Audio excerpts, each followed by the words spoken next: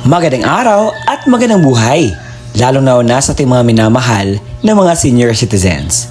Sa araw po na ito ay meron tayong dapat na malaman patungkol po sa 3,000 payout releasing sa May 26, 2026. Ito ay pension po para sa mga piling senior citizens. Kung gusto mo malaman ang buong kwento at buong balita, tapusin mo ang video ito hanggang sa dulo.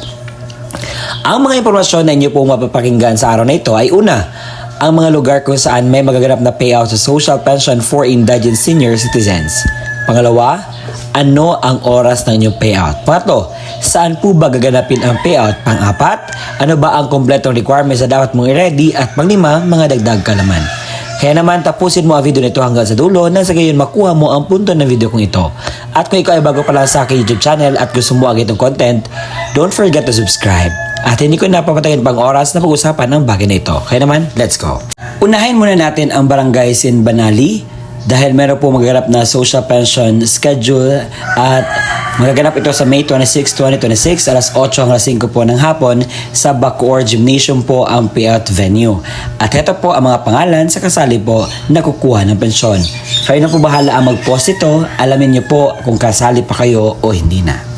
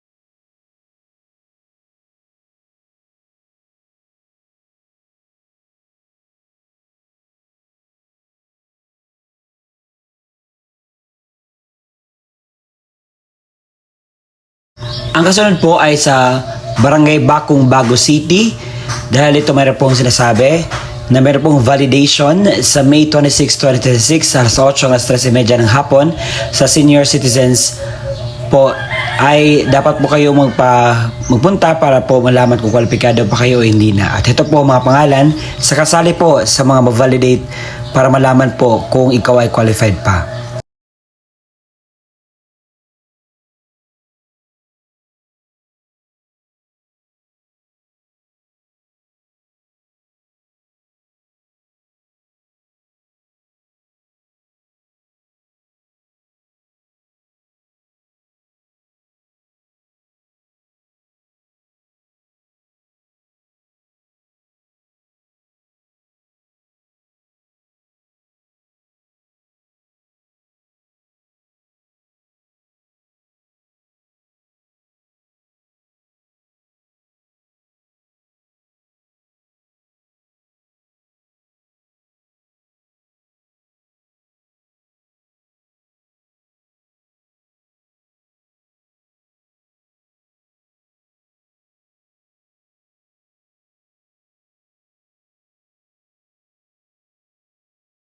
Meron po magaganap na payout for financial assistance sa May 26, 2026 sa alas 8 hanggang 5 ng hapon sa May 20, sa upungan po mag-file po ng medical burial at lahat po. At ito po mga pangalan sa kasali.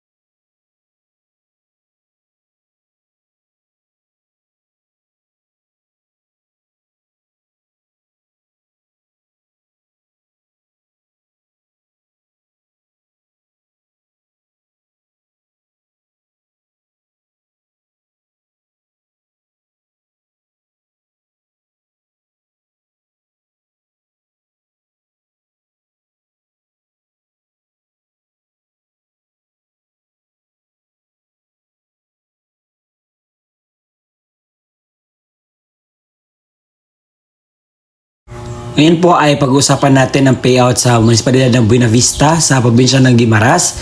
Ito ay second quarter social pension payout sa May 26, 2026. So, unahin muna natin dito sa May 26 sa Barangay Piña na may 209 pensioners, sa Barangay Agsanayan na may 178 pensioners. Ang inyo pong payout ay magaganap sa Barangay Agsanayan Covered Court mula alas 7:30 ng umaga hanggang alas 10 po ng umaga. Ang inyo pong payout na inaasam-asam. Sa Sagay Municipal Gymnasium ay meron po magaganap na payout sa May 26, 2026 sa alas 8 hanggang alas 12 ng tanghali. Ito po ang mga barangay na magpipayout: Barangay Alanggilan, Barangay Kunya, Barangay Manuyog, Barangay Balite. Sa alauna ng 5 ng hapon, ang Barangay Bonbon, Barangay Mayana, Barangay Bugang at Barangay Baknit. Ngayon naman ay pupunta tayo sa Barangay 165, Zone 18, Pasay City, District 2 dahil meron po magaganap na releasing po ng inyo pong pension payout sa May 26, 2026 alas 9 hanggang alas 11:30 ng umaga sa Old Osca Office. At ito po ang mga pangalan sa kasali po na kukuha ng pensyon.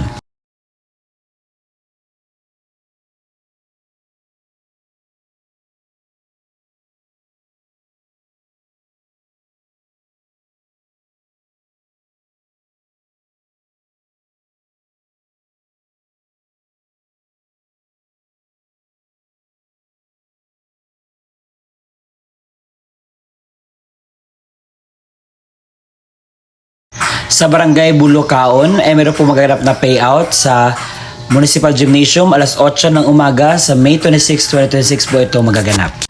Sa Nueva Ecija ay meron po magaganap na payout sa munisipalidad ng Gabaldon sa May 26, 2026. Sa Barangay Cuyapa, Barangay Sawmill at Barangay Pinamilisan alas 8:30 po yung payout sa Cuyapa Gymnasium.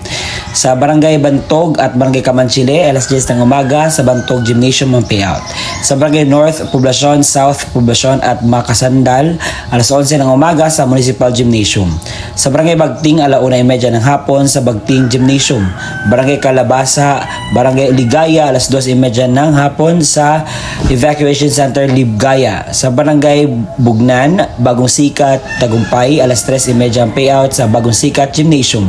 Sa Barangay Malinaw at Barangay Pantok, alas 4:30 ng hapon sa Malinaw Gymnasium po ang inyo pong payout na magaganap. Sa Nunungan, Munisipalidad ng Nunungan ay meron po magaganap na payout sa May 26, 2026, that is Tuesday, sa Multipurpose Covered Court, Abaga, Nunungan, Lanao del Norte. At yun po ang mga impormasyon na inyo pong nakuha sa magaganap po na payout sa nasabing araw na iyon. At sa puntong ito, sa mga natatanong kung legit ba itong sinasabi ko, opo, hindi po ito gawa-gawa dahil ang Social Pension for Indigent Senior Citizens ay isang ganap po na batas. Ay para po ito sa mga piling mga senior citizens na kabilang po sa mga kwalipikado at makakuha po ng benepisyong ito. At sa puntong ito, pag-usapan natin ang mga requirements na dapat mong i-ready when you are part of this payout or benefits na ito. Ito po ay clear para po mas nice. Ang aking ibinabalita sa inyo ay totoo pong mangyayari. At sir, bakit wala po ang aming lugar dyan? So kung hindi nyo nakita ang inyong lugar sa aking vlog, ang pwede nyo pong gawin ay pumunta kayo sa pinakamalapit na barangay sa inyo at tanungin po ang update, kailan po ba, at lahat ng impormasyon na kinakailangan mo. Dahil hindi lahat ng mga lugar ay nagpo-post dito sa online na kung saan dito ako nagre-research. Ang nakikita ko lang po yung mga barangay mismo na nagpo-post dito at binavlog ko nang sa gayon po maging aware po kayo.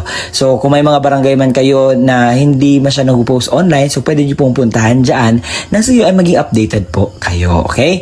So magtatanong kayo, sir, ano ba ang mga requirements na dapat namin i-ready para po sa payout? So na ilista ko na, nasabi ko na kanina lahat ng mga detalye. Kung may katanungan ka pa, you can just ask the question. O ito na ang kumpletong detalye ng mga requirements na dapat mong i-ready para po sa inyo pong payout na makuha. CSWDO At OSCA na mayroong original na pirma na MSWDO, OSCA, Senior Citizens at Authorized Representative. Isang malinaw na photocopy ng government-issued ID gaya ng SSS, updated PhilHealth ID, Barangay ID, UMID, Voters ID, updated voter certification, updated police clearance ng authorized representative at lagyan na 3 original na pirma o thumb mark katulad ng ipapakitang ID. Paalala, siguraduhin pareho ang lagda, thumb mark ng senior citizen, beneficiaryo at authorized representative base sa kopya ng government-issued ID na presenta. Komplituhin ang mga hinihing lagda, thumb mark sa authorized letter, iwasan magusot at huwag bilutin ang mga dokumento. Kung namatay na ang beneficiaryo, isang malinaw na Xerox ng ID ng pensioners, warranty letter na nagmula sa MSWDO, CSWDO o OSCA na may pirma ng MSWDO, Xerox ng death certificate ng beneficiaryo na mayroong serial number, isang malinaw na photocopy ng government-issued ID gaya ng SSS, updated PhilHealth ID, updated Barangay ID, UMID Voters ID, updated voter certification, at updated police clearance ng authorized representative at lagyan na 3 original na pirma o thumb mark katulad ng pinapakitang ID.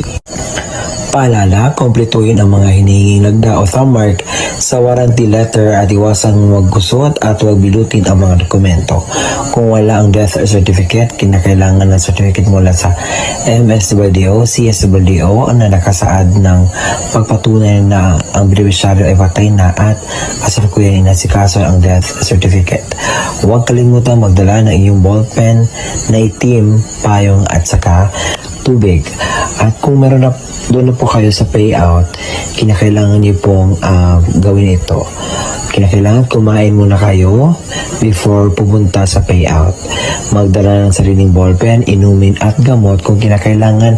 Baka pagdating po doon ay medyo mas ready tayo para maiwasan natin ang mga darating pang mga sakuna.